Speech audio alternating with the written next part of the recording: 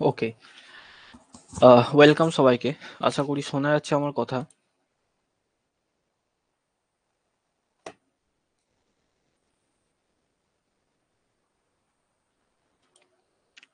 ওকে, screen দেখা যাচ্ছে আশা করি। তো আগের দিন আমরা অ্যাটমসফিয়ার কমপ্লিট করেছি, বায়ুমণ্ডল কমপ্লিট করেছি। আজকে আমরা আমাদের একটা নতুন টপিক শুরু করব জিওগ্রাফির, যেটা আমাদের বিশেষ করে আপার প্রাইমারির দৃষ্টিকোণ থেকে অনেক বেশি গুরুত্বপূর্ণ। সেটা হচ্ছে শিলামণ্ডল বা লিথোস্ফিয়ার। ওকে, তো আমাদেরকে কয়েকটা ছোট ছোট জিনিস প্রথমে জানতে হবে। এই যে শিলা, যেটাকে আমরা ইংরেজিতে কি বলি, রক বলি, তাই তো। রক, রক বলতে আমরা অ্যাকচুয়ালি কি বুঝি? রক বলতে আমরা অ্যাকচুয়ালি যা বুঝি তা হচ্ছে পাথর, তাই তো, পাথর।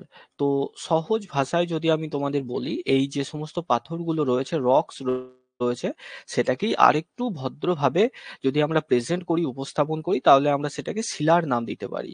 তো এই শিলা জিনিসটা কি, আমরা বুঝতে পারলাম যে আমাদের এই যে পৃথিবী পৃষ্ঠ, এই পৃথিবী পৃষ্ঠকে, সমগ্র পৃথিবীকে বিভিন্ন ভাগে ভাগ করা হয়, ঠিক আছে। যেমন একদম কেন্দ্রে রয়েছে কি, এটাকে বলা হয় কেন্দ্রমণ্ডল বা কোর। তার বাইরে রয়েছে কি গুরুমণ্ডল বা মেন্টাল, ঠিক আছে। তার বাইরে রয়েছে কি অ্যাস্থেনোস্ফিয়ার, এবং তার উপরে যে স্তরটা রয়েছে সেটাকে বলা হচ্ছে ক্রাস্ট বা ভূপৃষ্ঠ। এই ভূপৃষ্ঠের উপরে, অর্থাৎ আমরা যে যে পৃথিবীর ঠিক যে অংশে আমরা বসবাস করছি, বাড়িঘর নির্মাণ করছি, রাস্তাঘাট বানাচ্ছি, এই যে শক্ত মাটির অংশ, মাটি পাথরের অংশ, এটাকেই বলা হচ্ছে ক্রাস্ট। আর এইগুলোকে নিয়েই তৈরি হচ্ছে কি, এগুলোর মধ্যেই রয়েছে কি শিলা। শিলা নিয়েই এই ক্রাস্ট বা পৃথিবীর সর্ববহিঃস্থ স্তর, যেটাকে আমরা ভূপৃষ্ঠ বলি, সেটাই শিলা নিয়ে গঠিত। এবার এই শিলাকে আমরা বিভিন্ন ভাগে ভাগ করতে পারি, যেগুলো আমাদের আজকের আলোচ্য বিষয়। হ্যাঁ, মূলত আমরা ছোটবেলা থেকে যেগুলো পড়ে এসেছি কি না, শিলাকে আমরা মূলত তিন ভাগে ভাগ করি। একটা, প্রথমত হচ্ছে আগ্নেয় শিলা, দ্বিতীয়ত হচ্ছে পাললিক শিলা, এবং তৃতীয়ত হচ্ছে রূপান্তরিত শিলা। তো এই তিন ভাগে ভাগ করা হয়, আমরা আমরা ছোটবেলা থেকে পড়ে এসেছি। এবার এই আগ্নেয় শিলাটা কি, আগ্নেয় শিলাটা কি, কিভাবে তৈরি হয়, রূপান্তরিত শিলা কি, কিভাবে তৈরি হয়, এবং আমাদের যে পাললিক শিলা কি, সেগুলো কিভাবে তৈরি হয়, কোথায় দেখা যায়, এই সব জিনিসগুলো আমাদের একটু জানতে হবে আজকে। তো দেখো, আমরা শিলা বলতে প্রথমেই কি বুঝলাম, যে পাথর বা রকস যেগুলো দিয়ে পৃথিবীর উপরিপৃষ্ঠ তৈরি হয়েছে, নির্মাণ হয়েছে, সেটাকে আমরা শিলা বলছি। দেখো, ভূত্বকের যেসব উপাদান ভূত্বক যে সমস্ত উপাদানগুলোকে নিয়ে গঠিত, সেগুলোকেই বলা হয় শিলা বা রকস।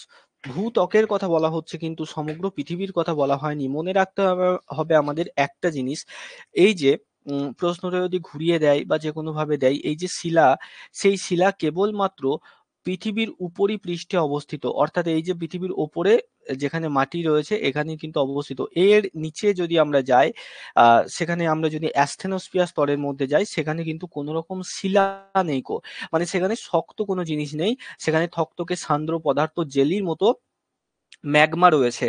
সেখান থেকে আমরা আস্তে আস্তে যত নিচের দিকে যাব, কোথাও কিন্তু শিলা নেই, সবটাই ম্যাগমা রয়েছে, ম্যাগমা লাভা এগুলো রয়েছে। তো শিলা একমাত্র কিন্তু ভূপৃষ্ঠের মধ্যেই অবস্থান রয়েছে সারা পৃথিবীর মধ্যে। হ্যাঁ, এবার দেখো, এই সমস্ত বিভিন্ন নুড়ি, পাথর, মাটির অন্তর্গত নানা উপাদানের সঙ্গে বিভিন্ন রকম খনিজ পদার্থ মিশে গঠিত হয় শিলা। এই শিলার মধ্যে কিন্তু বিভিন্ন প্রকারের খনিজ থাকে, বিভিন্ন প্রকারের মিনারেল থাকে।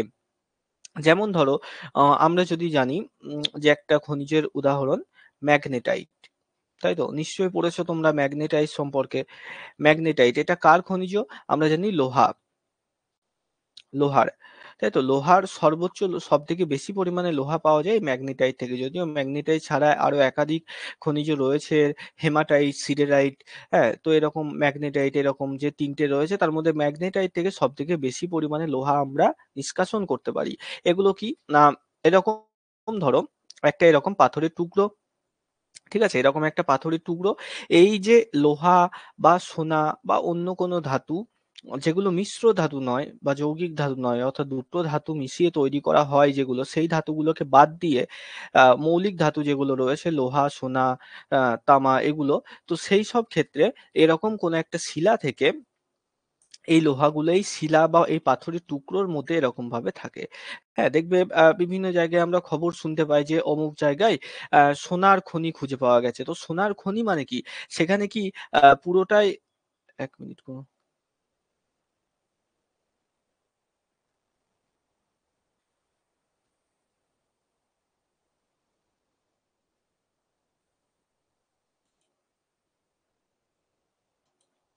আচ্ছা, কোনো সমস্যা হলে বলবে অনামিকা। যদি দেখতে শুনতে কোনো সমস্যা হয় বলবে। তো আমরা যেগুলো খবরগুলো মাঝে মধ্যে শুনি যে অমুক জায়গায় একটা সোনার খনি পাওয়া গেছে। যেমন রিসেন্ট ওড়িশাতে পাওয়া গেছে ভারতবর্ষের সোনার খনি। তো সেইসব জায়গায় কি সোনা মাটি খুঁড়লে কি সোনা পড়ে থাকে? সেরকম না। অ্যাকচুয়ালি থাকে যেমন সেটা হচ্ছে এরকম পাথরের মধ্যে সোনাগুলো আবদ্ধ অবস্থায় থাকে। এরপর এই পাথরকে ভেঙে গুঁড়ো করে বিভিন্ন প্রসেসের মাধ্যমে এর ভিতর থেকে সোনাকে বের করা হয়। এবার এই যে কেবলমাত্র সোনার খনিতে একটা পাথরের ভিতরে কেবলমাত্র সোনায় আবদ্ধ থাকবে এমন কিন্তু কোনো রকম কথা নেই। এই পাথরটার মধ্যে লোহাও থাকতে পারে, লোহার সাথে সোনা, রূপো আরো অনেক কিছু থাকতে পারে ধাতু। ঠিক আছে? তো যে কোনো একটা পাথরের টুকরো থেকে যে জিনিসটা আমরা সবথেকে বেশি পরিমাণে পাই সেটাকে তার আকরিক বলা হচ্ছে। যেমন এই যে ম্যাগনেটাইট থেকে ম্যাগনেটাইট আকরিক থেকে লোহাকে সবথেকে বেশি পরিমাণে আমরা নিষ্কাশন করি। লোহা ছাড়াও অন্যান্য ধাতু অল্প বিস্তর পাওয়া যায়। লোহাকে সবথেকে বেশি পাওয়া যায় তাই লোহার আকরিক হচ্ছে ম্যাগনেটাইট। এরকম ভাবে। তো আকরিকের জিনিসটা আমরা এরপরে আসবো। এখন জাস্ট একটু বললাম তোমাদের। তাহলে এইটা হচ্ছে শিলার ব্যাপার। এবার গঠন হিসাবে কোন শিলা কিভাবে তৈরি হয় সেইসব দিক থেকে আমরা ৩ ভাগে শিলাকে ভাগ করলাম। আগ্নেয় শিলা যেটা মূলত অগ্ন্যুৎপাত বা ভলক্যানিক যে এরাপশন সেই সমস্ত কারণে তৈরি হচ্ছে। পাললিক শিলা যেটা বেশিরভাগ ক্ষেত্রে সমুদ্রের নিচে তৈরি হয়, সমুদ্র বা নদীর নিচে, বিশেষত সমুদ্রের নিচে যে স্তরে, স্তরে পলি জমা পড়ে আস্তে, আস্তে সেই পাললিক শিলা স্তর তৈরি হয়। আর একটা হচ্ছে রূপান্তরিত শিলা। রূপান্তরিত শিলা কি না প্রাকৃতিক বিভিন্ন কার্যকলাপের ফলে একটা শিলা যখন অন্য নতুন কোনো ধরনের পাথরে বা শিলাতে পরিণত হয়ে যায়। যেমন চুনাপাথর। ঠিক আছে? দেখো স্টাডি অফ রক এই জায়গাটা কিন্তু মনে রাখবে। এই যে শিলা নিয়ে গবেষণা, শিলা নিয়ে পড়াশোনা এই জিনিসটাকে কি বলা হয়? স্টাডি এখানে রক মানে একবারও কিন্তু পাথর মনে করবে না। রক মানে সবসময় শিলা এখানে। স্টাডি অফ রককে বলা হয় কি পেট্রোলজি। ওকে, এই জিনিসটা কিন্তু মাথায় রাখবে, ভেরি ভেরি ইম্পর্টেন্ট এটা। স্টাডি অফ রককে কি বলা হচ্ছে? পেট্রোলজি। অর্থাৎ শিলা নিয়ে গবেষণা করাকে পেট্রোলজি বলা হয়। তাহলে পেট্রোলজি কি না বিজ্ঞানের যে শাখাতে শিলা নিয়ে গবেষণা করা হচ্ছে, কোনটা কোন ধরনের শিলা ইত্যাদি। আচ্ছা দেখো, যে কোনো শিলার মধ্যে একাধিক মিনারেল থাকতে পারে। যেমনটা বললাম না, একটা পাথরের টুকরোর মধ্যে শুধু সোনায় আবদ্ধ থাকবে তা নয়, বিভিন্ন জিনিস থাকতে পারে। আমাদের এই সুবিশাল পৃথিবীতে অসংখ্য উপাদান শিলার মধ্যে থাকে। পৃথিবীতে সবথেকে বেশি যে উপাদানগুলো রয়েছে এই জায়গাটা থেকে প্রায় বছর প্রশ্ন হয়, বিশেষত বিভিন্ন কম্পিটিটিভ পরীক্ষাগুলোতে, যে পৃথিবীর মধ্যে ভূপৃষ্ঠের মধ্যে কোন শিলার মধ্যে বা আকরিকের মধ্যে কোন উপাদানগুলো সবথেকে বেশি থাকে। তো মনে রাখবে, আয়রন সবথেকে বেশি থাকে, 34.6% থাকে। অক্সিজেন থাকে তারপরে 29। এটা কিন্তু গ্যাস এবং পদার্থ মিলিয়ে। ঠিক আছে? শুধুমাত্র গ্যাস বা শুধুমাত্র পদার্থ নয়। দেখো এখানে অক্সিজেনও রয়েছে, আয়রনও রয়েছে। ওকে, অক্সিজেন গ্যাস রয়েছে তার মধ্যে আবদ্ধ দ্বিতীয়তে বৃহত্তম 29.5% এবং সিলিকন রয়েছে 15.2%। ঠিক আছে? এবার কিভাবে মনে রাখবে? iOS। iOS এর মাধ্যমে মনে রাখবে, আমরা জানি যে আইফোন বলে যে ফোনগুলো হয় সেই আইফোনগুলো কোন অপারেটিং সিস্টেম দ্বারা চলে? iOS। আর এমনি নরমাল আমরা যে ফোনগুলো সাধারণত সচরাচর ব্যবহার করি সেগুলোকে অ্যান্ড্রয়েড দ্বারা চালানো হয়। তো এই iOS সম্পর্কে মোটামুটি সবাই জানো আশা করি। iOS সিস্টেম আইফোনের মধ্যে থাকে। তো সেই iOS থেকে মনে রাখবে I ফর আয়রন। আয়রন থাকে সবথেকে বেশি পৃথিবীর শিলার মধ্যে। তারপরে হচ্ছে O ফর অক্সিজেন থাকে তারপর, এবং S ফর সিলিকন থাকে তৃতীয়। ঠিক আছে? এই iOS টা মনে রাখবে। এবার দেখো, আমরা আসি এবার আগ্নেয় শিলার মধ্যে। আগ্নেয় শিলা যেটাকে দেখো ইগনিয়াস রক বলা হচ্ছে ইংরেজিতে। হ্যাঁ, তোমাদের প্রশ্নে সরাসরি ইংরেজি টার্মটাকেও দিতে পারে। তাই প্রত্যেকটা জিনিসের, বিশেষ করে ভূগোলের ক্ষেত্রে, হ্যাঁ বিজ্ঞানের ক্ষেত্রে, এইসব বিষয়গুলোর ক্ষেত্রে অবশ্যই ইংরেজি টার্মগুলো কিন্তু জানতে হবে। আর সিডিপিতে তো জানতেই হয়। দেখো আগ্নেয় শিলা বা ইগনিয়াস রক কোনটা?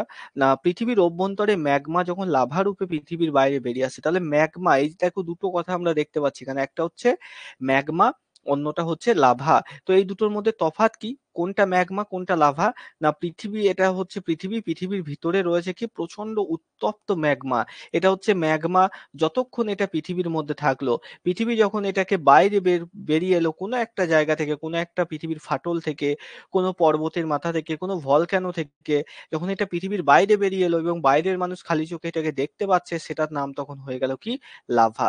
ঠিক আছে, অর্থাৎ ম্যাগমাকেই লাভা বলা হচ্ছে। ম্যাগমা যখন পৃথিবীর কোনো ফাটল, ছিদ্র, অগ্ন্যুৎপাত, আগ্নেয়গিরি দিয়ে বাইরে বেরিয়ে আসে, তখন সেটার নাম ম্যাগমা থেকে লাভা হয়ে যায়।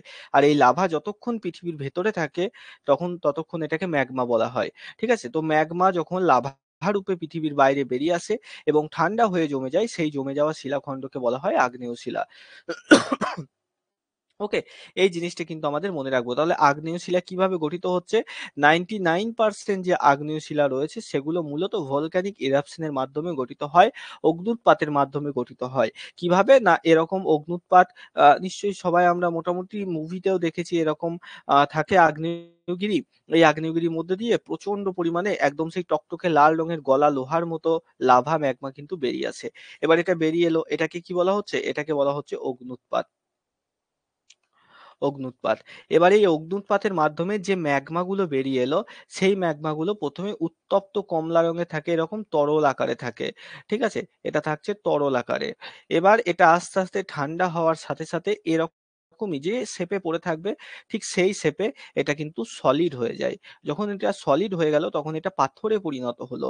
হ্যাঁ, পাথরে পরিণত হলো। এই ধরনের পাথরগুলোকে, যেগুলো লাভা জমাটবদ্ধ হয়ে তৈরি হয়েছে, সেই ধরনের পাথরগুলোকে আমরা আগ্নেয় শিলা বলছি। ওকে, যেহেতু আগুন জমে তৈরি তাই এটার নাম আগ্নেয় শিলা, এটা মনে রাখবো আমরা।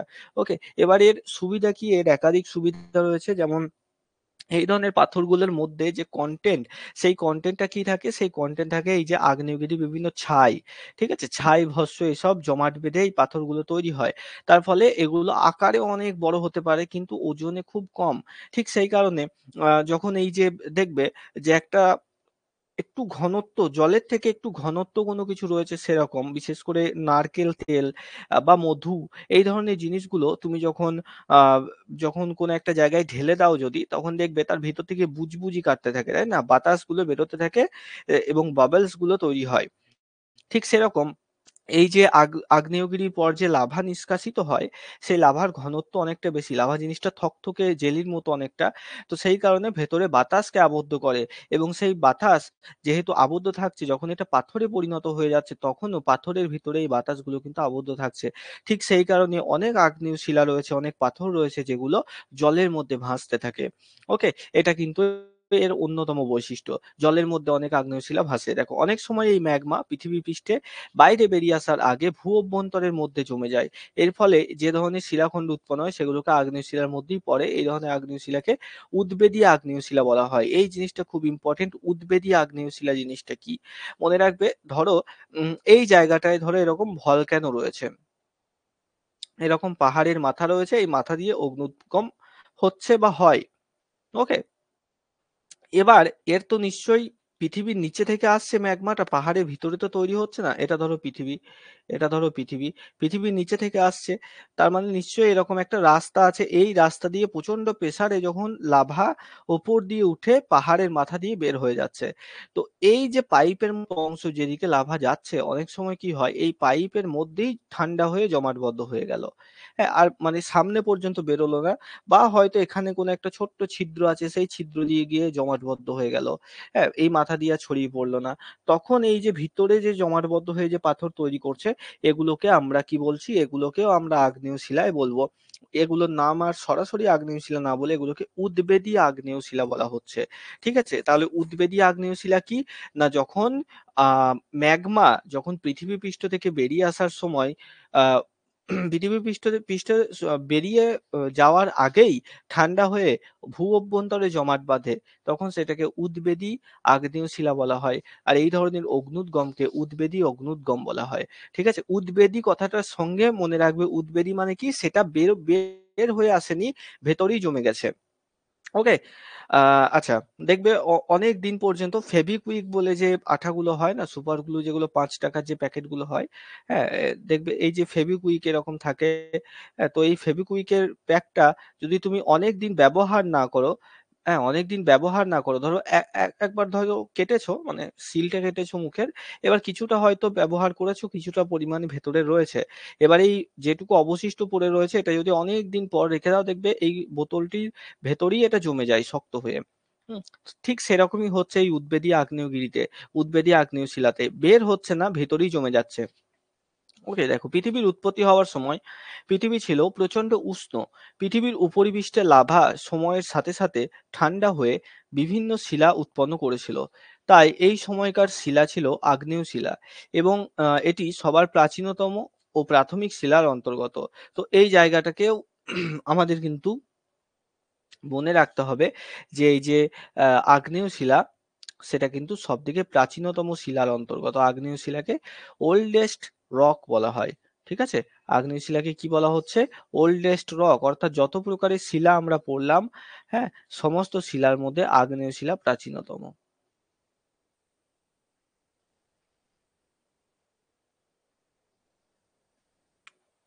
এবং এটা কি বলা হয়? প্রাইমারি রক বা প্রাথমিক শিলা। কেন বলা হচ্ছে?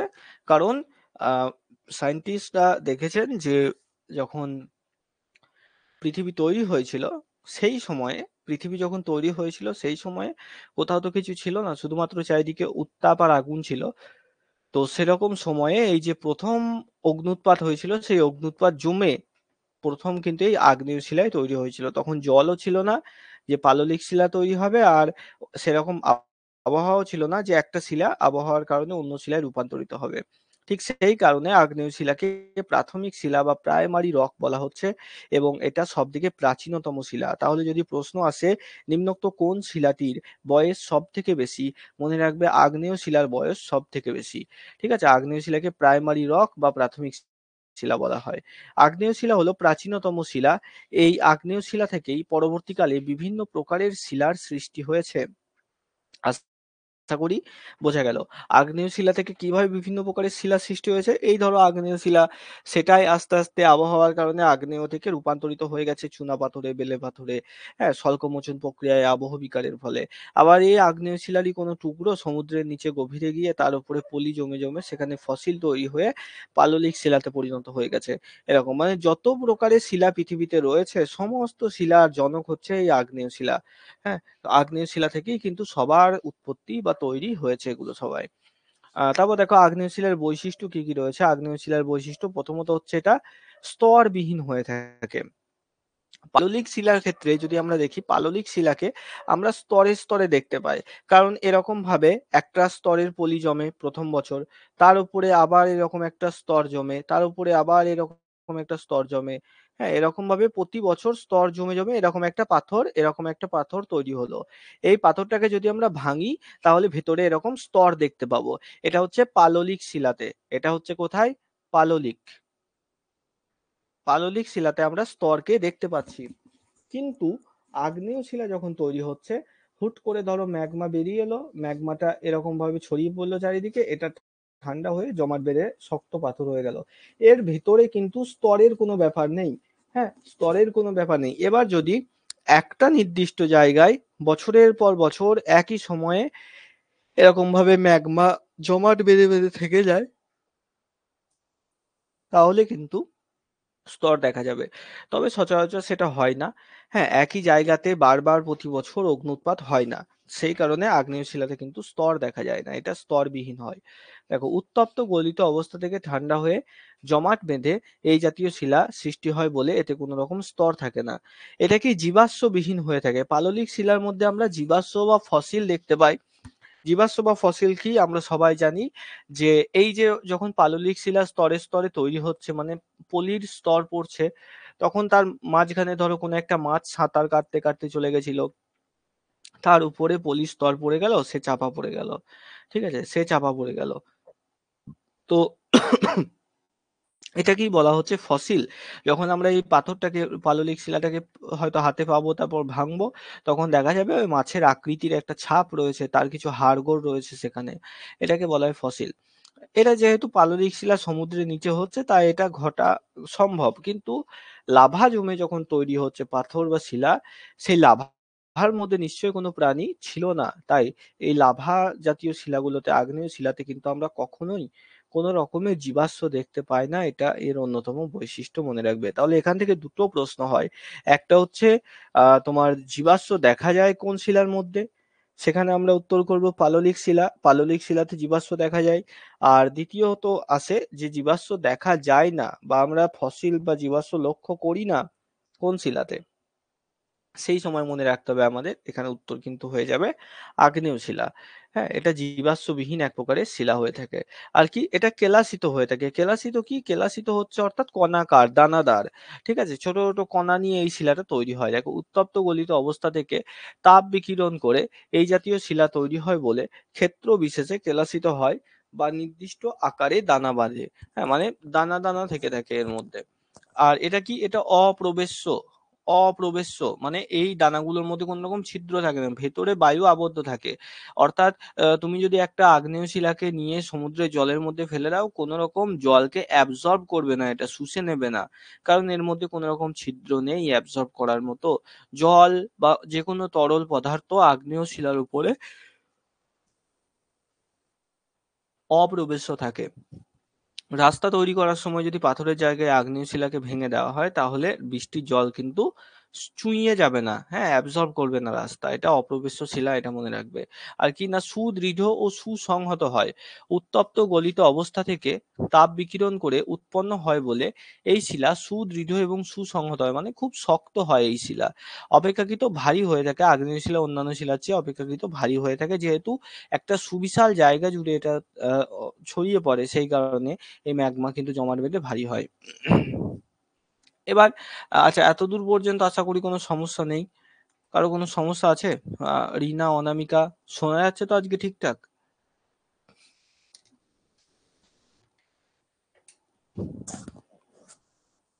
আজকে ঠিকঠাক শোনা যাচ্ছে তো? একটু বলবে, কমেন্ট করবে একটু।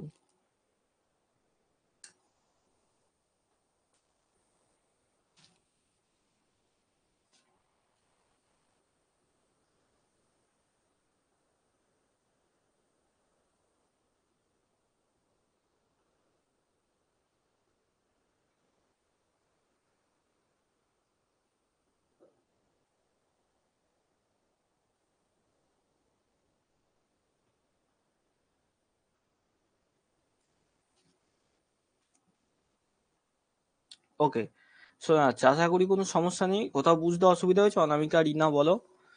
শিলার যেটুকু আমরা করলাম আগ্নেয় শিলা অবধি, কোথাও কোনোটা বুঝতে অসুবিধা হয়েছে?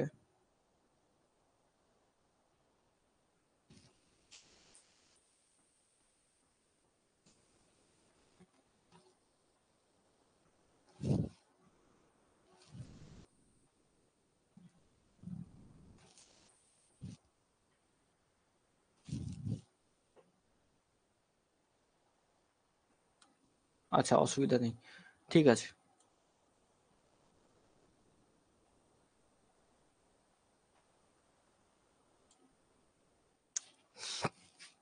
আচ্ছা, এবার আমরা আসি আগ্নেয় শিলার শ্রেণী বিভাগের দিকে।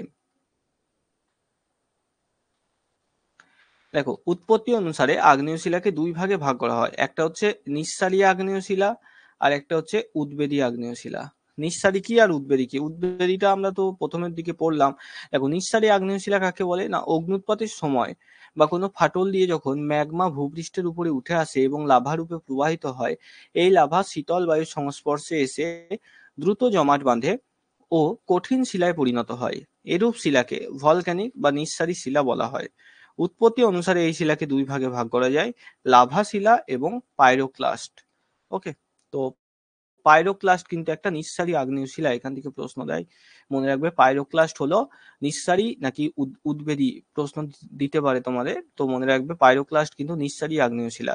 তো নিঃসারী আগ্নেয় শিলা আমরা কাকে বলছি? নিঃসারী। নিঃসারী কথার অর্থ হচ্ছে নিস্তব্ধ ভাবে আহ, বা কাউকে না জানিয়ে কোনো কিছুকে আসা বা কোনো কিছু করানো। তাহলে কি হচ্ছে? যে অগ্নুৎপাত হচ্ছে, অগ্নুৎপাতের মাধ্যমে সেই অগ্নুৎপাতের অভ্যন্তর থেকে যে ম্যাগমা লাভা রূপে বাইরে বেরিয়ে আসছে, সেই লাভাটা আস্তে আস্তে পৃথিবীর বাইরে এসে ঠান্ডা বায়ু, বৃষ্টিপাত, হ্যাঁ, এই মাটি পাথর এইসবের সংস্পর্শে আস্তে আস্তে তার তাপমাত্রাকে হারাচ্ছে এবং জমাট বাঁধছে পাথর আকারে। তো এইভাবে যে আগ্নেয় শিলাটা তৈরি হলো সেটাই হচ্ছে নিঃসারী আগ্নেয় শিলা। ওকে। যেমন লাভা শিলা রয়েছে, এর মধ্যে যেসব দেখো নিঃসারী শিলা লাভা প্রবাহ ঠান্ডা হয়ে জমাট বেঁধে যে শিলা সৃষ্টি করে তাকে লাভা শিলা বলে। যেমন ব্যাসল্ট, ব্যাসল্ট হলো একটা লাভা শিলার উদাহরণ, মনে রাখবে এটা। ব্যাসল্ট একদিক থেকে লাভা, একদিক থেকে আগ্নেয় শিলার উদাহরণও কিন্তু বটে এটা। ঠিক আছে। পাইরোক্লাস্টিক শিলা কাকে বলে? না, আগ্নেয়গিরি থেকে অগ্নুৎপাতের সময় আগ্নেয়গিরির গায়ের ছিদ্রপথ দিয়ে আগেকার জমে থাকা কঠিন লাভা, ভস্ম প্রভৃতি বেরিয়ে আসে। এই ক্ষুদ্র ক্ষুদ্র শিলাগুলোকে নিঃসারী আগ্নেয় শিলার অন্তর্গত, এগুলোকে পাইরোক্লাস্টিক বলা হয়। অর্থাৎ এটা ধরো আগ্নেয়গিরি মেন অগ্নুৎপাত ধরো হচ্ছে এই মাথা দিয়ে, এই দিক দিয়ে ধরো অগ্নুৎপাত হচ্ছে, চারিদিকে তোমার লাভা ম্যাগমা ছড়িয়ে ছিটিয়ে পড়ছে। এবার এই পাহাড়টার এই গায়ে একটু ছিদ্র আছে বা ফাটল আছে, এই দিক দিয়েও তো ধীরে ধীরে ধীর গতিতে তোমার লাভা বেরোবে, তাই না? এইভাবে তো এদিক দিয়েও বেরোচ্ছে। এই লাভা জমাট বেঁধে যে শিলাটা তৈরি হচ্ছে সেটাকে আমরা লাভা শিলা বলছি। আর এই যে গায়ের কোনো অন্য কোনো ছিদ্র দিয়ে বেরিয়ে এসে ধুলো, মাটি, ছাই এই সবগুলোকে নিয়ে যে শিলাটা তৈরি হচ্ছে সেটাকে আমরা বলছি কি পাইরোক্লাস্টিক শিলা। বোঝা গেল? পাইরোক্লাস্টিক শিলা তাহলে জ্বালামুখ দিয়ে বেরিয়ে না এসে অগ্নুৎপাতের, সরি, আগ্নেয়গিরির গায়ের কোনো ছিদ্রপথ বা ফাটল দিয়ে বেরিয়ে এসে এই শিলা কিন্তু তৈরি হয়, এটা মনে রাখবে। এবার আসি উদবেধী আগ্নেয় শিলা কাকে বলে। দেখো, অনেক সময় ভূগর্ভস্থ তরল পদার্থ বা ম্যাগমা ভূপৃষ্ঠে পৌঁছতে না পেরে ভূগর্ভের ভিতরে দীর্ঘদিন ধরে ধীরে ধীরে ঠান্ডা হয়ে যে শিলায় পরিণত হয়। মানে কি, আমি একটা যদি সহজ উদাহরণ দিয়ে বোঝাই, ধরো আমাদের প্রত্যেকের বাড়িতে ছাদের মধ্যে ট্যাঙ্ক রয়েছে, জলের ট্যাঙ্ক রয়েছে, তাই না? এবার সেই জলের ট্যাঙ্ক থেকে, ট্যাঙ্কটা অবভিয়াসলি সবার বাড়ির ছাদের মধ্যেই রয়েছে, উঁচু জায়গায়। তো সেখান থেকে বিভিন্ন পাইপের মাধ্যমে জল কিন্তু বাড়ির বিভিন্ন জায়গায় আসে, কিচেনে আসে, বাথরুমে আসে, তাই তো? এবার কি হলো, একদিন ধরো হঠাৎ করে প্রচন্ড ঠান্ডা পড়ে গেল, প্রচন্ড ঠান্ডা পড়ে গেল, এতটাই ঠান্ডা যে সমস্ত জল জমে যাচ্ছে বরফ হয়ে। তাহলে স্বাভাবিকভাবে ছাদের মধ্যে থাকা ওই ট্যাঙ্কের জলটাও জমে যাবে। ট্যাঙ্কের জল জমে গেল ট্যাঙ্কের ভেতরেই, কিন্তু আবার যে পাইপ লাইন গুলো রয়েছে ট্যাঙ্ক থেকে কিচেনে, বাথরুমে, বিভিন্ন জায়গায়, সেই পাইপের ভিতরেও তো জল ছিল। তুমি ট্যাপটা যখনই অন করতে জল কিন্তু পেয়ে যেতে, জলের কল খুললেই। তাহলে সেটাও আর পাচ্ছ না, তার কারণ কি, পাইপের ভিতরেই দেখো জলটা কিন্তু জমে বরফ হয়ে গেছে। ঠিক এইটাই হচ্ছে উদবেধী। হ্যাঁ, উদবেধী আগ্নেয় শিলার ক্ষেত্রেও এই জিনিসটাই হচ্ছে। অর্থাৎ যখন জ্বালামুখ দিয়ে যখন লাভা বেরিয়ে আসছে, বেরিয়ে আসার পথেই, বেরিয়ে না এসে ওই ভেতরেই ঠান্ডা হয়ে জমে শক্ত পাথর হয়ে যাচ্ছে। এটাকে আমরা উদবেধী অগ্ন্যুৎপাত বা উদবেধী, এই ধরনের শিলাগুলোকে উদবেধী আগ্নেয় শিলা বলছি। হ্যাঁ, দীর্ঘদিন ধরে দেখো ধীরে ধীরে ঠান্ডা হয়ে যে শিলায় পরিণত হচ্ছে তাকে উদবেধী শিলা বলে। উদবেধী আগ্নেয় শিলাটা দুই প্রকারের হয়, একটা হচ্ছে পাতালিক আর একটা হচ্ছে উপপাতালিক।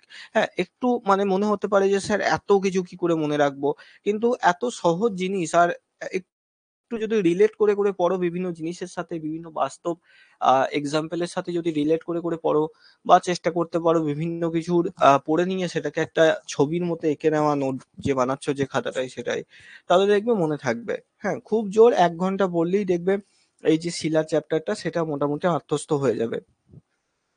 দেখো, তাহলে উদবেধী আগ্নেয় শিলাকে আমরা দুটো ভাগে ভাগ করতে পারি, একটাকে বলছি আমরা পাতালিক আর একটাকে বলছি উপপাতালিক।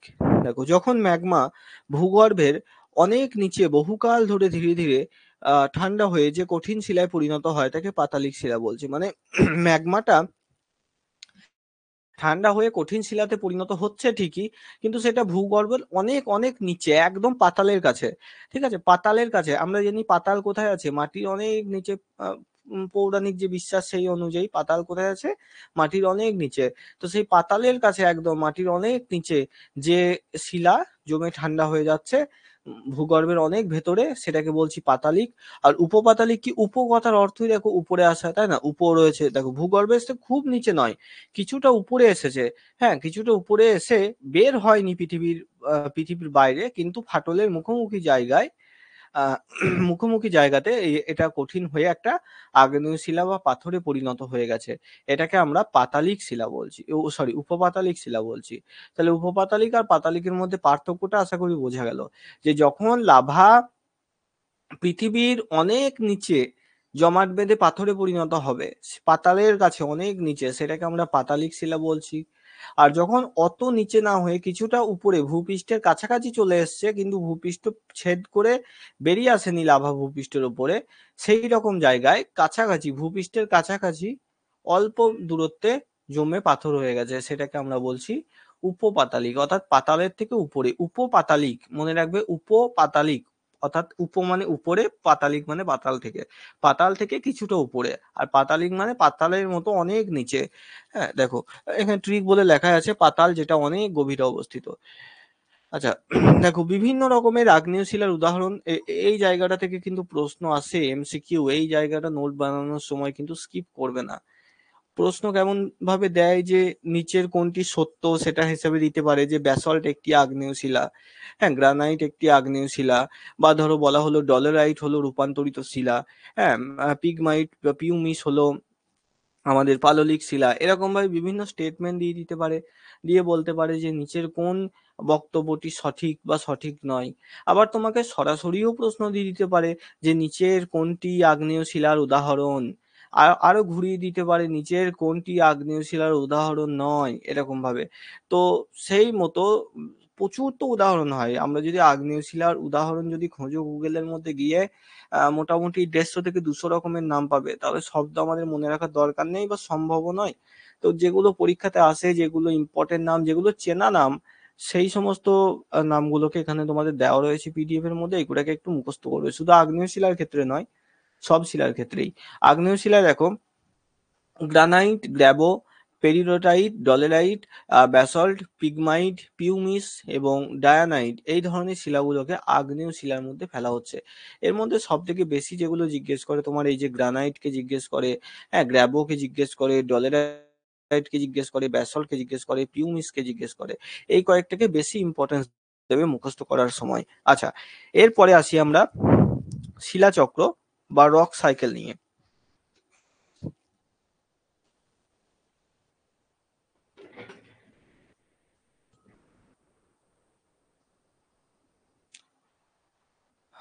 ওকে, দাঁড়াও।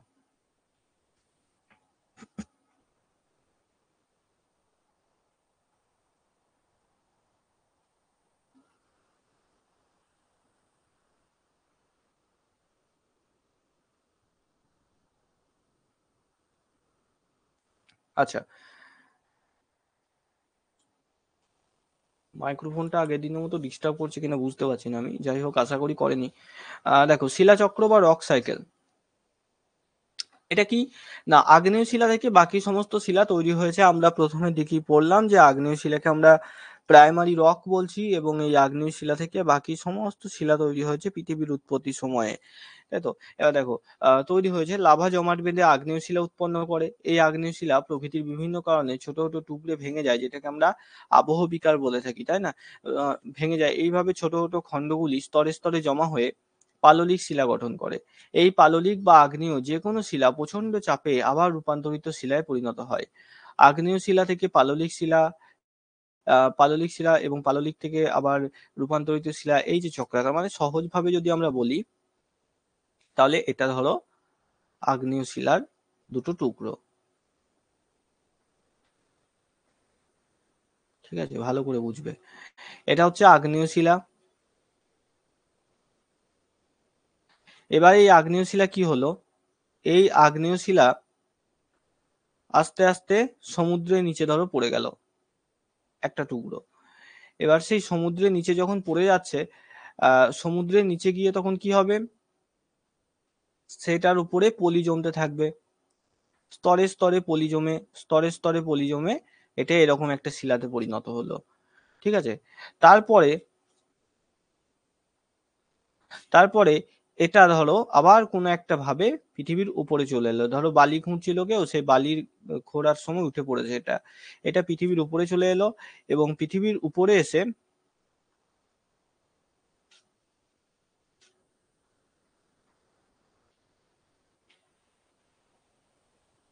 পৃথিবীর উপরে এসে কি হলো, এটা রোদ, জল, বৃষ্টি, ঝড় এই সমস্ত পেলো, এই সমস্ত পাওয়ার পর এরকম ছোট ছোট টুকরোতে ভেঙে গেল। হ্যাঁ, ছোট ছোট টুকরোতে ভেঙে গেল এবং আবহাওয়ার বিভিন্ন কারণে এটা তার ধর্মটাকেই পাল্টে ফেললো। হ্যাঁ, অর্থাৎ এইটা ছিল কি, এটা ছিল দেখো আগ্নেয় শিলা। ছিল কি আগ্নেয় শিলা, সমুদ্রে বা নদীতে পড়ে যাওয়ার পর এটা আস্তে আস্তে আমাদের পাললিক শিলাতে পরিণত হলো। পাললিক শিলা আবার আস্তে আস্তে আবহাওয়ার বিভিন্ন কারণে হয়ে গেল কি রূপান্তরিত শিলা।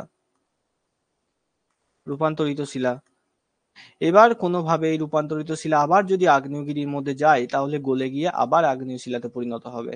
তাহলে এখান থেকে আবার এটা কিন্তু এদিক দিয়ে আগ্নেয় শিলাতে পরিণত হয়ে যাচ্ছে। তো এই যে জলচক্রের মতো এই যে টার্মটা তোমরা দেখতে পাচ্ছ এখানে, এটা কি আমরা শিলা চক্র বা রক সাইকেল বলছি। তাহলে আগ্নেয় শিলা থেকে যে সমস্ত প্রকারের শিলা তৈরি হয়েছে সেটা কিন্তু আমরা বুঝতে পারলাম। ওকে, নেক্সট দেখো, এই যে শিলাচক্র এখানে বলা আছে দেখো, প্রথমে হচ্ছে আগ্নেয় শিলা, আগ্নেয় শিলা থেকে পাললিক শিলা, রূপান্তরিত শিলা, রূপান্তরিত শিলা থেকে আবার আগ্নেয় শিলা, এইভাবে যে চক্রাকার আবর্তন ঘটছে, হ্যাঁ, বা ভূঅভ্যন্তরে চাপ এবং ম্যাগমার ফলে, এটাকে আমরা শিলাচক্র বলছি। হ্যাঁ, আগ্নেয় শিলা ও রূপান্তরিত শিলা দেখো আবহ বিকারক ক্ষয়িগমনের মাধ্যমে পলির সৃষ্টি করে, এটা পাললিক শিলাতে পরিণত হচ্ছে। আবার আগ্নেয় শিলা ও পাললিক শিলা রূপান্তরিত হয়ে রূপান্তরিত শিলা সৃষ্টি করে। আচ্ছা, এতদূর ছিল আমাদের টোটাল আগ্নেয় শিলা। আগ্নেয় শিলাটা বেশ বড় এবং প্রচুর কিছু রয়েছে ইম্পর্টেন্ট জিনিস। এরপরে আমরা আসি আমাদের পরবর্তী পয়েন্ট, পাললিক শিলার মধ্যে। পাললিক শিলাকে ইংরেজিতে কি বলা হচ্ছে, সেডিমেন্টারি রক। সেডিমেন্টারি রক বলা হচ্ছে। তো এই যে সেডিমেন্টারি রক, সেটা মূলত সমুদ্রের মধ্যে বেশিরভাগ ক্ষেত্রে গঠিত হয়। দেখো, পলি সঞ্চিত হয়ে যে শিলার সৃষ্টি হয় তাকেই পাললিক শিলা বলে। খুব খুব সহজ একটা লাইন এখানে লেখা রয়েছে, পাললিক শিলা কাকে বলবো, যে শিলা পলি সঞ্চিত হয়ে গঠিত হয়েছে। পলি সঞ্চিত হয়ে যে শিলা গঠিত হয়েছে তাকে আমরা, এই যে পলি সঞ্চিত হয়ে যে শিলা সৃষ্টি হয় তাকেই পাললিক শিলা বলে। বিভিন্ন প্রাকৃতিক শক্তির প্রভাবে আগ্নেয় ও রূপান্তরিত শিলা ক্ষয়প্রাপ্ত হয়ে এই এখানেই দেখো লেখা আছে, ওই যে আগেরটায় যেটা করলাম আমরা শিলাচক্রে, সেগুলো জলাশয় বা হ্রদে সমুদ্রের তলদেশে স্তরে স্তরে সঞ্চিত হলে ভূগর্ভের তাপে এবং ওপরের শিলাস্তরের চাপে জমাট বেঁধে কঠিন শিলায় পরিণত হয়। পলিস্তর থেকে সৃষ্টি হয় বলে এই ধরনের শিলাগুলোকে পাললিক শিলা বলা হচ্ছে। তাহলে কি হলো না, আগ্নেয় শিলা গুলো ছোট ছোট টুকরো হয়ে নদীতে বা সমুদ্রে পড়ে গেল, সেখানে নদীর নিচে পলি, মাটি এই সমস্ত কিছু স্তরে স্তরে জমতে থাকলো, ঢেকে ফেললো পুরোপুরি। এইভাবে কয়েক লক্ষ বছর, কয়েকশো বছর, কয়েক হাজার বছর পড়ে থাকার পর সেটা আস্তে আস্তে নতুন একটা পাথরে পরিণত হয়ে গেল। হ্যাঁ, এটাই হচ্ছে পাললিক শিলা। পাললিক শিলার উদাহরণ কি, উদাহরণগুলো আমি বললাম যেটা একদম ইগনোর করবে না, খুব খুব মন দিয়ে এগুলোকে মনে রাখতে হবে। পাললিক শিলার উদাহরণ হচ্ছে বেলে পাথর, কাদা পাথর, চুনা পাথর, সেল, কয়লা, এইগুলো সব। কয়লা, কিন্তু কয়লাটা বিশেষ করে মনে রাখবে, এটা ডাব্লিউবিপি তেও আসে মাঝে মাঝে, যে কয়লা কোন ধরনের শিলার উদাহরণ। কয়লা কিন্তু পাললিক শিলার উদাহরণ, এটা এক প্রকারের শিলা। দেখো, পাললিক শিলা বৈশিষ্ট্য কি না, প্রথমত হচ্ছে স্তরীভূত, এর মধ্যে স্তর দেখা যায়, যেটা আগে তোমাদের প্রথমেই বোঝালাম যে যখন এটা সমুদ্রের নিচে থাকছে তখন এটা স্তরের পর স্তর আস্তে আস্তে একটার পর একটা এরকম ভাবে স্তরগুলো কিন্তু জমতে থাকছে পলিমাটির, যে কারণে আমরা পাললিক শিলার কোনো একটা টুকরোকে যদি মাঝামাঝি ভেঙে ফেলি তাহলে ভিতরে কিন্তু আমরা খুব সুন্দরভাবে ওই স্তরগুলোকে দেখতে পাবো। হ্যাঁ, দেখো, পাললিক শিলার প্রধান বৈশিষ্ট্য হলো এটা স্তরীভূত, অর্থাৎ খনিজ উপাদান সমূহ এটা স্থূল হতো, হ্যাঁ, স্থূল বা সূক্ষ্ম স্তরে স্তরে বিন্যস্ত থাকে। এই স্তরগুলো সাধারণত আনুভূমিকভাবে সজ্জিত থাকে। দ্বিতীয়ত কি না, জীবাশ্ম বিশিষ্ট হয়ে থাকে। দেখো, পাললিক শিলাস্তরে জীবাশ্মের উপস্থিতি লক্ষ্য করা যায়। যে সকল জীব এই শিলা অঞ্চলে বাস করে তাদের মৃতদেহ কালক্রমে পলির নিচে চাপা পড়ে ফলে এদের দেহের কঠিন অংশ প্রস্তরীভূত হয়ে জীবাশ্মে পরিণত হয়। তাহলে আমরা পাললিক শিলার মধ্যে কিন্তু জীবাশ্ম দেখতে পাই, যেটাকে ফসিল বলছি। আর কি, এটা হয় অকেলাসিত, অর্থাৎ এর মধ্যে এরকম নির্দিষ্ট আকৃতি, নির্দিষ্ট শেপের, এরকম চৌকো শেপের কোন রকম কণা দ্বারা এই শিলা গঠিত নয়, অর্থাৎ দানাদার নয় এই শিলাটা। ঠিক আছে, তরঙ্গ চিহ্ন থাকে। তরঙ্গ চিহ্ন যেমন কি, যে একটা পাথর দেখবে যদি একটা পাথরের মধ্যে একটা পাথর যদি সমুদ্রের নিচে দীর্ঘ কয়েক বছর, কয়েকশো বছর ধরে পড়ে থাকে, তাহলে সমুদ্রের যে ঢেউগুলো এসেছে, ঢেউ, বিভিন্ন সময় সুনামি এসছে, অগ্ন্যুৎপাত হয়েছে, ভূমিকম্প হয়েছে, তো এই যে জলের যে ঝাপটা, সেগুলো ওই শিলার উপর দিয়ে গেছে এবং তার ফলে ওই শিলা নির্দিষ্ট পরিমাণে ক্ষয়প্রাপ্ত হয়েছে। এর ফলে কি হয়েছে না, ওই শিলার যে উপরিভাগ শরীরের, সেখানে তরঙ্গের চিহ্ন আমরা দেখতে পাই। অর্থাৎ ঢেউয়ের যে চিহ্ন সেগুলো কিন্তু আমরা দেখতে পাচ্ছি, তরঙ্গ চিহ্ন থাকে দেখো। এই তরঙ্গ চিহ্ন যুক্ত শিলা এটি জলভাগের তলদেশে জলের ঢেউয়ের যে চিহ্ন, তরঙ্গ চিহ্ন, এই জাতীয় শিলার সৃষ্টি হয় বলে এখানে তরঙ্গ চিহ্ন। রিপেল মার্কস, এখান থেকে প্রশ্ন আসে যে কোন শিলার মধ্যে রিপেল মার্কস আমরা লক্ষ্য করি। হ্যাঁ, রিপেল মার্কস থাকে।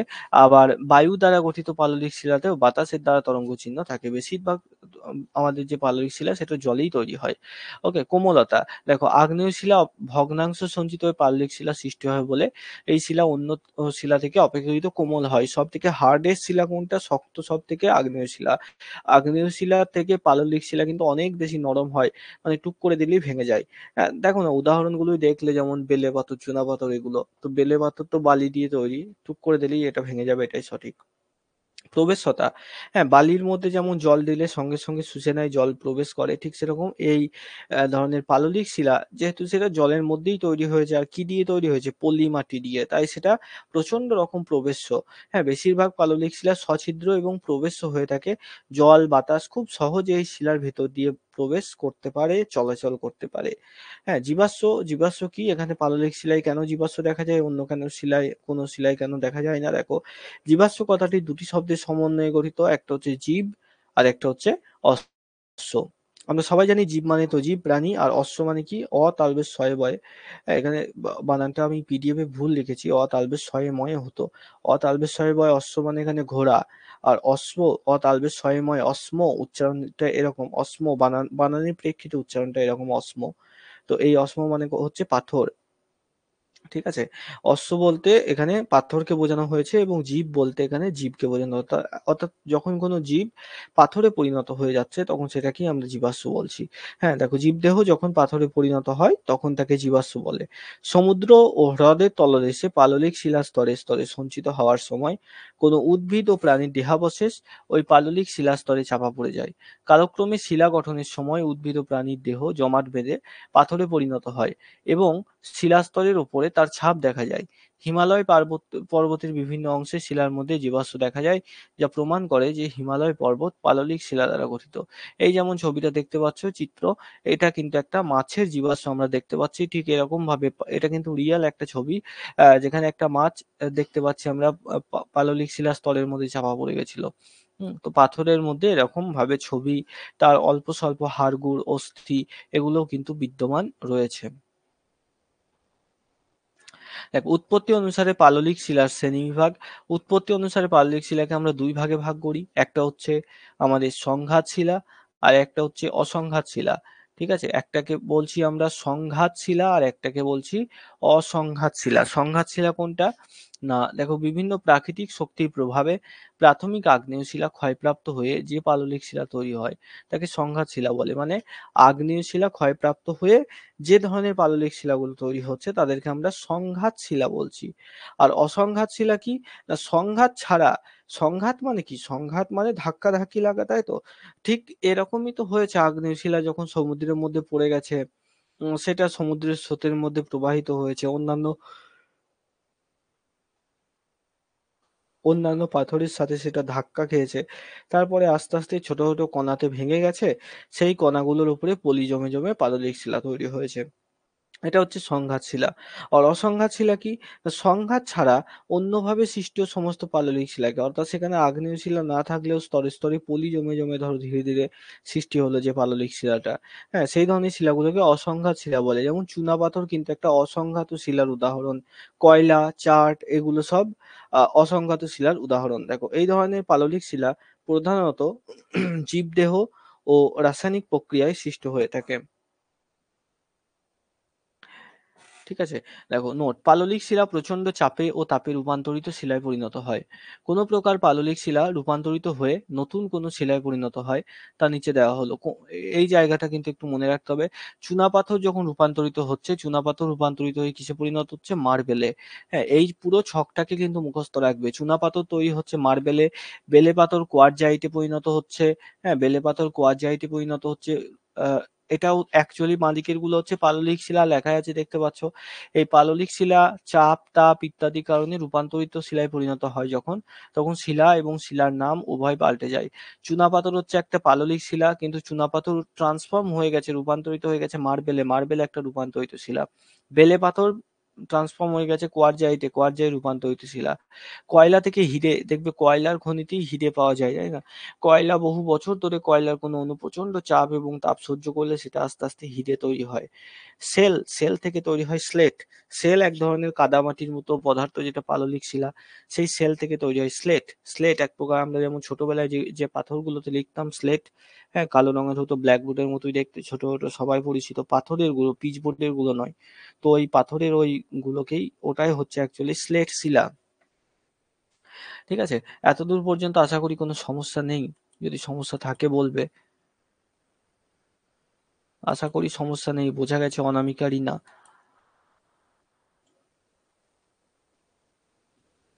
এরপরে দেখো রূপান্তরিত শিলাটা বুঝিয়ে দিই, আর এই রূপান্তরিত শিলা ছকটাকেও মুখস্থ করে নেবে একটু। রূপান্তরিত শিলা কোনটা আর এটা কিভাবে তৈরি হচ্ছে? মেটামরফিক রক বলা হচ্ছে এটাকে ইংরেজিতে, মেটামরফিক রক। দেখো বিভিন্ন প্রকারের আগ্নেয় শিলা, মনে রাখবে পাললিক শিলা যেমন আগ্নেয় শিলা থেকে তৈরি হয়, রূপান্তরিত শিলা কিন্তু উভয় প্রকারের শিলা থেকেই তৈরি হতে পারে। এটা একদিক থেকে আমাদের আগ্নেয় শিলা থেকেও তৈরি হতে পারে, অপর দিক থেকে এটা কিন্তু আমাদের পাললিক শিলা থেকেও ট্রান্সফর্ম করতে পারে। হ্যাঁ, তো উভয় দিক থেকেই উভয় শিলা মিলেই রূপান্তরিত শিলা তৈরি হতে পারে, এতে কোনো সমস্যার কিছু নেই। দেখো বিভিন্ন আগ্নেয় ও পাললিক শিলা প্রচণ্ড চাপ বা রাসায়নিক প্রক্রিয়াতে অনেক সময় পরিবর্তিত পরিবর্তিত হয়ে নতুন এক ধরনের শিলায় রূপান্তরিত হয়। পরিবর্তিত ও রূপান্তরের মাধ্যমে সৃষ্টি বলে এই ধরনের শিলাগুলোকে রূপান্তরিত শিলা বলা হচ্ছে। ঠিক, যেমন ধরো দেখবে যে ছানা নিশ্চয়ই দেখেছো, ছানা। দেখবে মিষ্টির দোকানে যখন মিষ্টি তৈরি করা হয়, প্রথমে যে ছানাটা নেওয়া হয়, জল সমেত যে ছানাটা থাকে, সেই ছানাটা দেখতে এক রকমের হয়। তারপর সেটাকে প্রচন্ড চাপ দিয়ে সেখান থেকে সমস্ত জল নিগড়ে বের করে নেওয়া হয়, তখন দেখবে ছানাটা দেখতে অন্য রকমের হয়ে যায়, একটু সলিড সলিড হয়ে যায়, তাই না? ঠিক সেরকমই হয় রূপান্তরিত শিলার ক্ষেত্রে। আগ্নেয় শিলা, পাললিক শিলা এগুলো গরম হওয়ার ফলে আবহাওয়াতে বা অতিরিক্ত চাপ পাওয়ার ফলে এগুলো আস্তে আস্তে কি হচ্ছে, এগুলো আস্তে আস্তে নতুন শিলাতে পরিণত হয়ে যাচ্ছে। কোথায় ছিল চুনাপাথর, সেই চুনাপাথর হয়ে গেল মার্বেল। তো একেই আমরা রূপান্তরিত শিলা বলছি। দেখো এর বৈশিষ্ট্য কি না, এগুলো কেলাসিত হয়ে থাকে, নির্দিষ্ট দানাকার হয়ে থাকে, দানা দানা হয় এগুলো। কাঠিন্য, এগুলো খুবই কঠিন হয়ে থাকে, তবে আগ্নেয় শিলার মতো এত বেশি কঠিন নয়। তাপ ও চাপে আগ্নেয় এবং পাললিক শিলা পরিবর্তিত হয়ে রূপান্তরিত শিলায় পরিণত হয় বলে এই শিলার কাঠিন্য অন্যান্য শিলার চেয়ে বেশি। যদিও অন্যান্য মানে এখানে আগ্নেয় শিলা কিন্তু নয়, আগ্নেয় শিলা মনে রাখবে সব থেকে বেশি শক্ত হয়ে থাকে, কঠিন হয়ে থাকে। এই লাইনটা আমি মুছে দেবো, নাহলে কনফিউজিং লাগবে তোমাদের। হ্যাঁ, জীবাশ্মহীন এটা হয়ে থাকে, যেহেতু রূপান্তরিত শিলার মধ্যে রূপান্তরিত শিলার সেরকম জীবাশ্ম পাওয়া যায় না, কারণ যখন পাললিক শিলার মধ্যে জীবাশ্মটা থাকে, সেটা যখন আস্তে আস্তে ট্রান্সফর্ম হয়, রূপান্তরিত শিলায় পরিণত হয়, তখন সেই ভেতরে থাকা জীবাশ্মটা নষ্ট হয়ে যায় প্রচন্ড তাপের কারণে। ঠিক আছে? তো জীবাশ্মহীন বিলুপ্ত হয়ে যায় জীবাশ্মগুলো। আর তরঙ্গ চিত্র কিন্তু আমরা দেখতে পাই। দেখো তাপ ও চাপে এই শিলা তৈরি হয় বলে এই শিলার মধ্যে তরঙ্গ চিত্র কিন্তু থাকে না। হ্যাঁ? কোন রকমের সমুদ্রের জলের যে ঢেউয়ের যে চিহ্ন, সেগুলো আমরা দেখতে পাই না। রূপান্তরিত শিলা এগুলোকে মনে রাখবে। আগের টেবিলটা মনে না রাখলেও হবে। এই টেবিলের মধ্যে ওইগুলোও ইনক্লুড আছে। ঠিক আছে? যেমন এই যে চুনাপাথর, মার্বেল এখানেও আছে। তো চেষ্টা করবে শুধুমাত্র এই টেবিলটাকে মনে রাখার। ওকে? শিলার ধরন বলা আছে, প্রধান শিলা বলা আছে, রূপান্তরিত শিলা বলা আছে।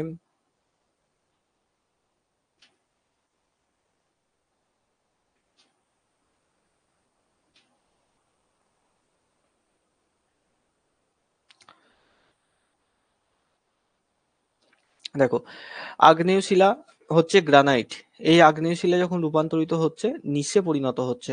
তো পরীক্ষাতে প্রশ্ন কেমন আসে যে নিস নিস এই যে শিলাটি, নিস শিলাটি কোন শিলা রূপান্তরিত হয়ে হয়, গ্রানাইট থেকে নিস তৈরি হয়, ঠিক আছে, ব্যাসল্ট থেকে হর্নব্লেন তৈরি হয়, এগুলোকে কিন্তু মনে রাখবে, মুখস্থ করবে। গ্রানাইট থেকে নিস তৈরি হয়, ব্যাসল্ট থেকে হর্নব্লেন, চুনাপাথর থেকে মার্বেল, কয়লা থেকে হিরে তৈরি হচ্ছে। কয়লা কিন্তু নিজে একটা পাললিক শিলা, খুব ভালো করে এটাকে কিন্তু মাথায় রাখবে। হ্যাঁ, কয়লা নিজে কিন্তু পাললিক শিলার মধ্যে পড়ছে।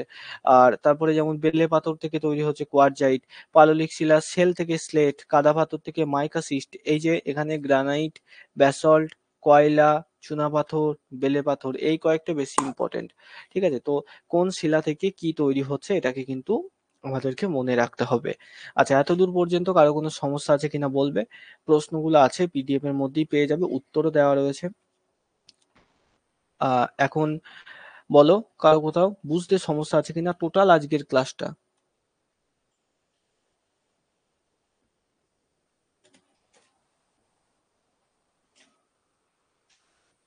বলো, কারো কোনো জায়গায় বুঝতে অসুবিধা হয়েছে কি?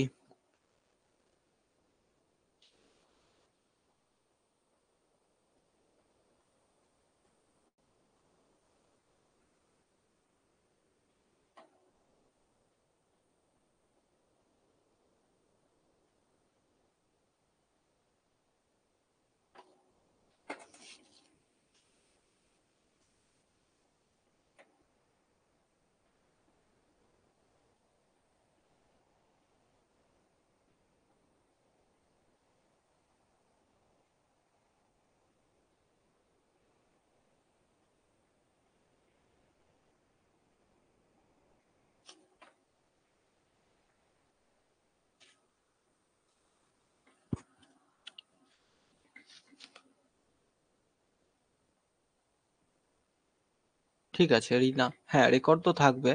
ওকে অনামিকা, থ্যাংক ইউ, বুঝতে পেরেছো তোমরা। রেকর্ড থাকবে আর পিডিএফ আমি দিয়ে দেবো অ্যাপের মধ্যেই।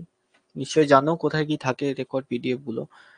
ঠিক আছে, চলো তাহলে আজকে এত দূর থাক, আমরা শেষ করছি এখানে। ওকে, নেক্সট দিন দেখা হবে আবার।